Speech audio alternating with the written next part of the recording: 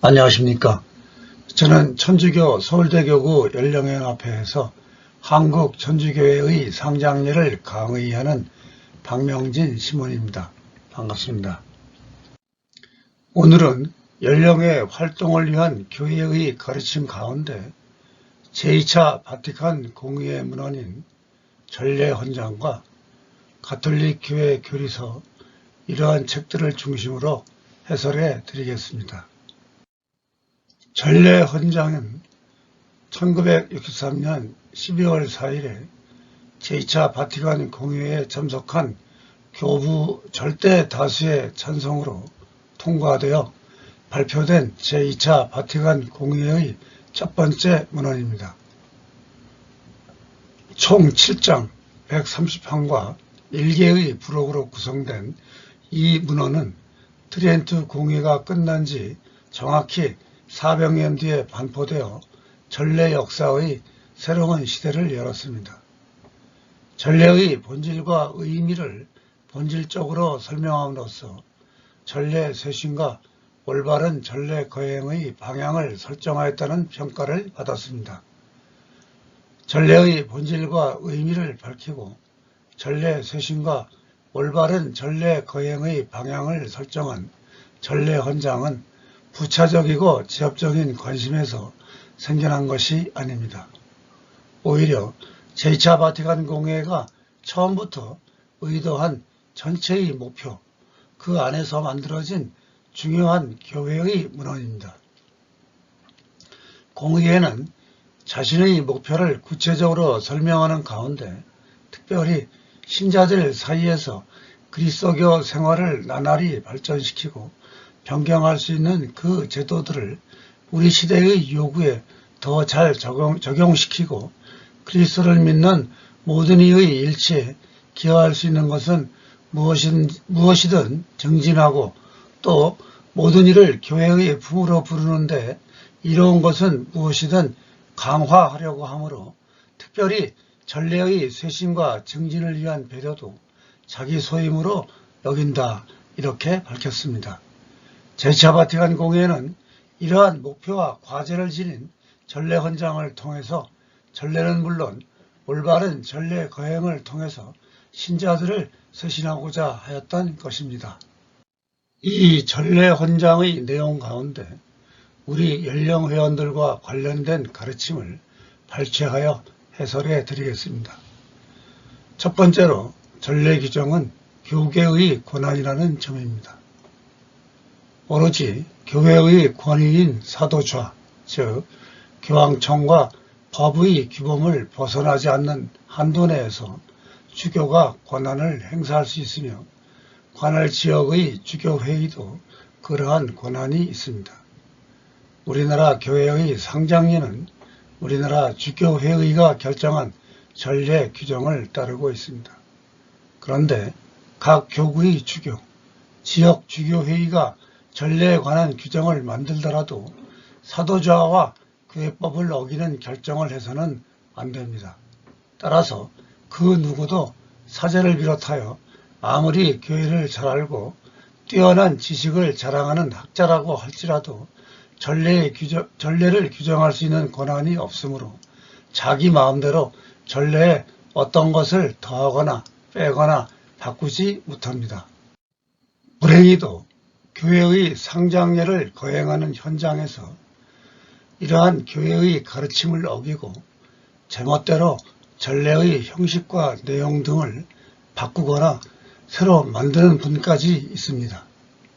이런 만용을 부리는 분들은 연령회장 또는 연령회원의 직분에 맞게 반드시 해야 할 일과 결코 해서는 안 되는 일을 명확하게 구분하지 못하기 때문입니다.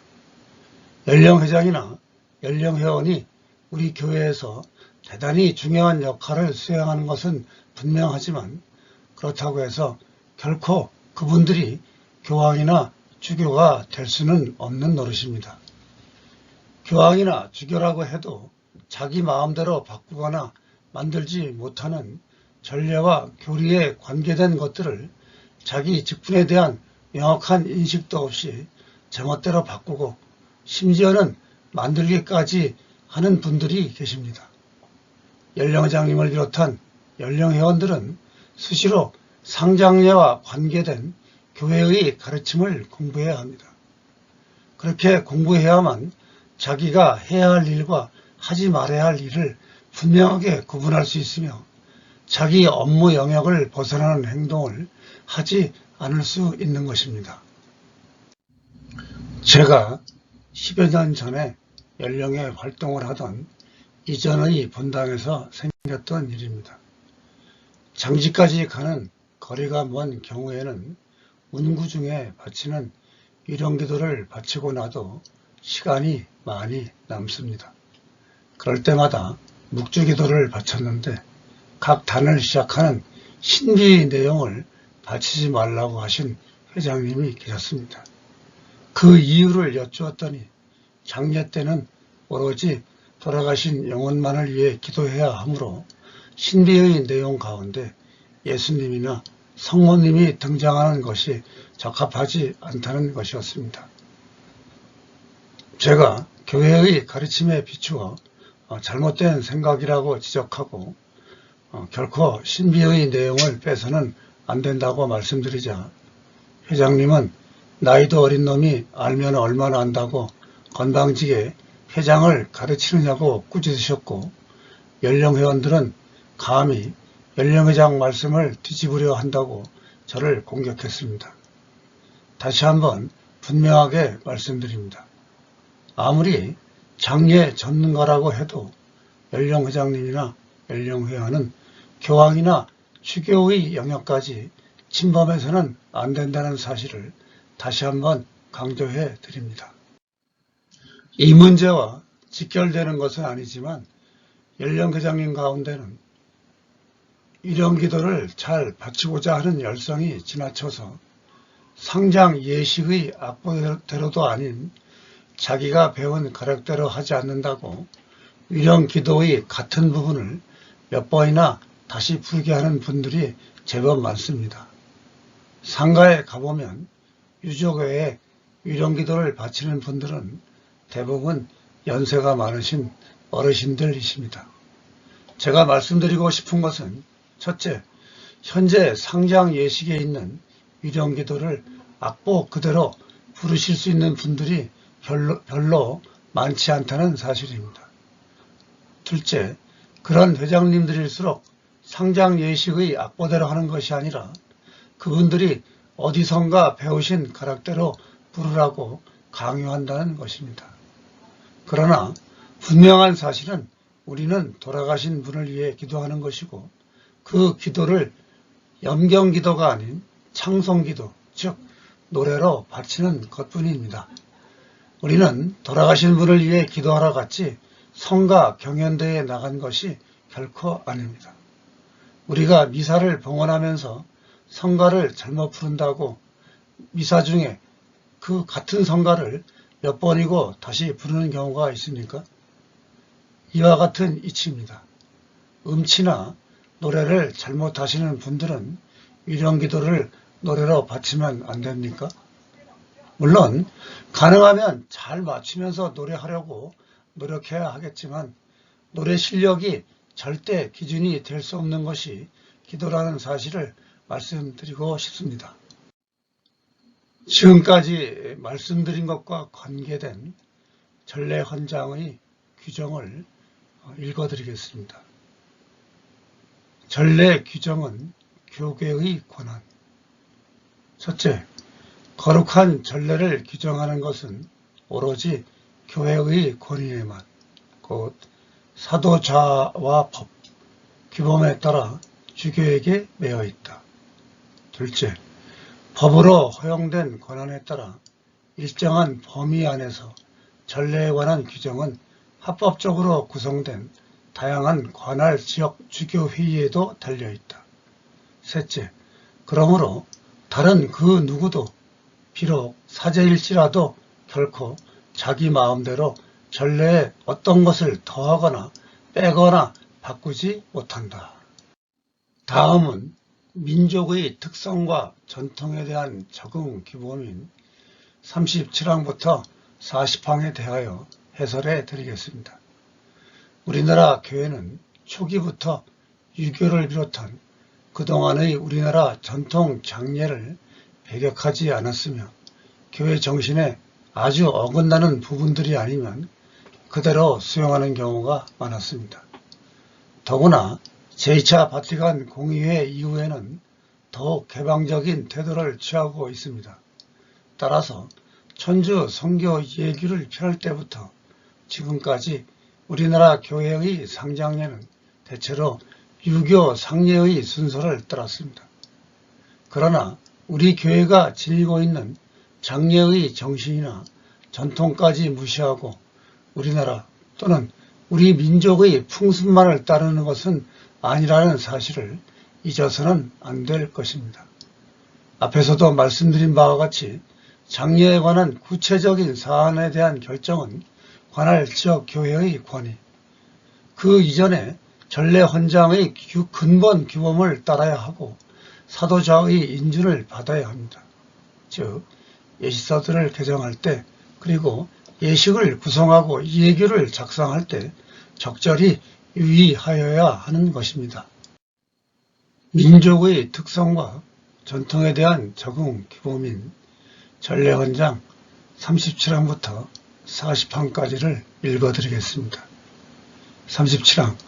교회는 신앙이나 공동체 전체의 선익에 관련되지 않는 일에서 엄격한 형식의 통일성을 적어도 전례에서는 강요하고자 하지 않는다.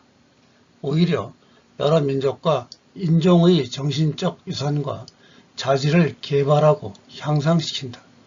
그리고 민족들이 풍습에서 미신이나 오류와 끊을 수 없는 관계를 맺고 있는 것이 아니면 무엇이든 호의로 존중하고 또 할 수 있다면 고스란히 보존하며 더욱이 참되고 올바른 전례 정신에 부합하기만 하면 때때로 전례 자체에 받아들인다. 38항. 로마 예법의 실질적 통일성이 보존된다면 여러 집단, 지역, 민족들을 위하여 특히 선교 지역에서는 정당한 다양성과 적응의 여지가 남겨져야 한다. 예식서들을 개정할 때에도 그러하다. 이는 예식의 구성과 예규 작성에서도 적절히 유의하여야 한다. 39항. 예식서들이 표준판에 제시된 한계 안에서 특히 성사들이 집전, 준성사, 행렬, 전례 언어, 성음악과 성미술에 관한 적용들을 결정하는 것은 제22항 2의 규정에 따라 관할 지역 교회 권위의 소임이 될 것이다. 그러나 이 헌장에 있는 근본 규범에 따라야 한다. 40항. 그러나 다양한 지역과 환경에서 전례의 더 깊은 적응, 따라서 더 어려운 적응이 요구될 때에는 첫 번째, 제22항 2의 규정에 따라 관할 지역 교회의 권위는 이 일에서 무엇을 각 민족의 전통과 특성에서 적절히 하느님 예배로 받아들일 수 있는지 진지하고 신중하게 숙고하여야 한다. 유익하다거나 필요하다고 판단된 적응들은 사도자에 제출하여 그 동의에 따라 도입하여야 한다. 오랫동안 가톨릭 교회의 신앙과 예법대로 장례를 거행해온 집안의 후손들은 그런 일이 드물지만 입교한 지 얼마 안 되는 분들은 대개 교회 예법에 익숙하지 않습니다. 더구나 오늘날 한국 가톨릭 교회가 제2차 바티칸 공의회 정신을 따라 우리나라 또는 우리 민족의 상장례 문화에 관용적인 태도를 지니기 때문에 장례를 거행할 때 구체적인 실천 부분에서 혼동하시는 분들이 많습니다. 그러나 일단 천주교 신자가 되신 이상 천주교 예법대로 장례를 거행하셔야 합니다. 결코 가톨릭 교회에 입교하기 전에 알고 있던 유교 또는 샤머니즘 등에 근거한 상장례 예절이나 가톨릭 교회의 가르침에서 벗어난 지식을 따라서는 안 되고 가톨릭 교회의 가르침에 근거하여 해결해야 하는 것입니다. 오늘날 한국 교회가 유교식 전이나 제를 허용하지만 반드시 전이나 제를 거행해야 한다고 규정하지는 않습니다. 입교한 지 얼마 안 되는 이들을 위한 교회의 사목적인 배려일 뿐이고 미사와 우리나라 교회가 제정한 상장례 또는 제례만 거행해도 교우에게는 아무 문제가 없습니다. 연령회장님이나 연령회원들 가운데 교회 가르침과는 아무 상관이 없는 일들을 필요 이상으로 간섭 또는 권고하시는 분들이 계십니다. 어떤 장례식장에서 입관에 참여하고 나서 다시 상청으로 돌아왔는데 그 본당 연령회장님께서 상주에게 다음과 같이 요청 아닌 명령을 하셨습니다. 입관을 하고 나면 새로 제물을 차려놓고 제사를 지내는 것이 원칙이니 빨리 사무실에 연락해서 제물을 준비하도록 하게. 당시에 옆에 있던 제가 판단하기에는 입관하기 전에 제물을 준비하지 않았던 것을 볼 때 그 유족들은 전을 드릴 마음이 없었던 것으로 보입니다. 그런데 우리 교회는 전과 제를 지낼 수 있다고 허용하고 있는 것이지 반드시 지내야 한다고 명한 적이 없습니다. 참고로 주자가래, 송나라 때 주의가 지은 주자가래에 어떠한 규정이 있냐면 습을 한 뒤에 제물을 올린다. 즉 시신을 닦고 수의를 입힌 다음에 연프로 묶는 일을 다 하고 나서 제물을 올린다는 그러한 규정이 있습니다. 그러나 그것은 유교식 상례를 거행하는 외인들에게나 해당되는 것이고 전이나 제사를 지내는 유족들이 알아서 결정할 것이지 연령회장이 왈가왈부할 문제가 아닌 것입니다. 그런데도 연령회장이 그런 명령을 하면 마치 교회의 규정에 그런 것이 있는 것처럼 오해하기 쉽습니다. 교우들이 상가에서 연령회장의 권위가 절대적인 현실에서 회장님의 말씀을 묵살할 수 있는 교우들은 대단히 적습니다. 장례식장에서 전이나 제의 제물을 새로 차릴 때마다 비용이 추가되기 때문에 꼭 지출하지 않아도 될 비용을 강요하는 결과가 되고 마는 것입니다. 우리 교우의 시신은 늘 제다나 십자가를 바라보도록 해 주어야 합니다. 즉 제다나 십자가를 향해야 하므로 다리 쪽이 제다나 십자가 가까이에 있는 것입니다. 출관할 때도 매장하기 전에도 마찬가지로 십자가를 바라보도록 해야 합니다. 그런데 상가에 가보면 입교한 지 얼마 안 되시는 분들께서 유교의 예법대로 상, 즉 머리 부분이 앞으로 가야 하는데 왜 하, 즉 다리 부분을 앞으로 향하게 하는 것이냐고 호통을 치는 분들이 계십니다. 그러면 놀란 이들이 잠깐 교회의 가르침을 잊은 채 황급하게 머리 부분을 앞으로 돌려놓는 경우를 목격하곤 합니다. 앞의 제12강 입념을 강의할 때 분명하게 말씀드렸습니다.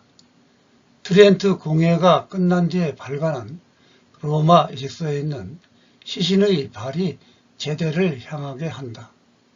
장례식을 오라토리움이나 소성당에서 거행할 때도 같다. 매장할 때도 장소와 위치에 제약이 없는 한 발의 방향을 제대 쪽으로 두어 제대를 바라보게 한다. 그러나 사제의 경우는 머리가 제대를 향하게 해야 한다. 그런 규정을 중국에서는 한문본 성교예교, 우리나라에서는 천주 성교 예교에 그대로 옮겨 놓았다는 사실을 다시 한번 상기시켜 드립니다. 우리는 천주교 신자입니다. 그러니 반드시 가톨릭 교회의 규정을 따라야 합니다. 이런 문제와 관련된 교회 가르침으로서 가톨릭 교회 교리서 1206항을 읽어드리겠습니다. 전례의 다양성은 풍요로움의 근원이 될 수도 있지만 긴장과 상호 몰이해와 심지어 분열까지 일으킬 수도 있다. 이러한 문제에서 다양성이 일치에 해를 끼쳐서는 안 된다는 것은 분명하다. 공통된 신앙, 교회가 그리스도께 받은 성사적인 표징들, 그리고 교계 제도의 일치에 대한 충실성을 지키는 범위 안에서만 다양성이 있을 수 있다. 다양한 문화들에 대한 적응은 마음의 회개를 요구하며 경우에 따라서는 가톨릭 신앙과 양립될 수 없는 조상 전례의 관습과 단절할 것을 요구한다.